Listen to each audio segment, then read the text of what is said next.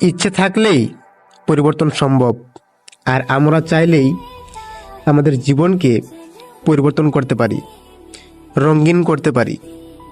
আচ্ছা, আপনাকে যদি কেউ এসে জিজ্ঞেস করে, ভাই আপনি কি কখনো জীবনকে দেখেছেন? আপনি উত্তরে বলবেন, অবশ্যই না।